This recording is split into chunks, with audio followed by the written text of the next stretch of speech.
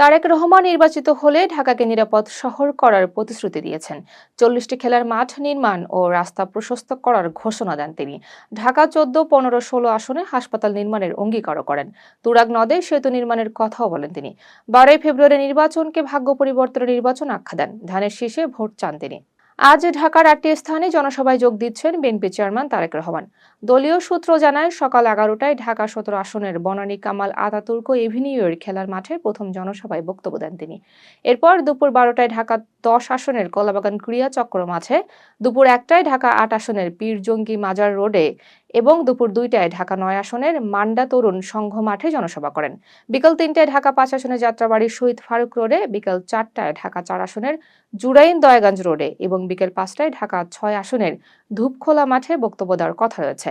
সবশেষে সন্ধ্যা 6টায় ঢাকা 7 আসনের লালবাগ বালুর মাঠে জনসভায় বক্তব্য দিয়ে দিনের কর্মসূচি শেষ করবেন তারেক রহমান।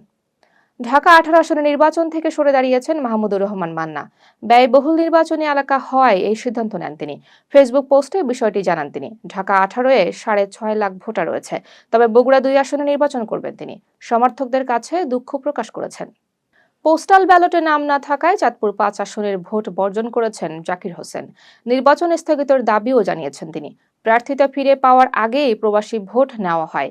11,000-এর বেশি পোস্টাল ভোট পড়ে গেছে। স্বচ্ছতা ও সমতার প্রশ্ন তুলেছেন তিনি।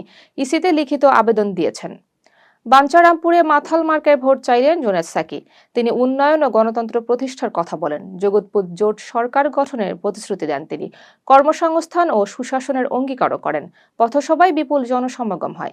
বিএনপি ও গণসংহতির নেতারা উপস্থিত ছিলেন।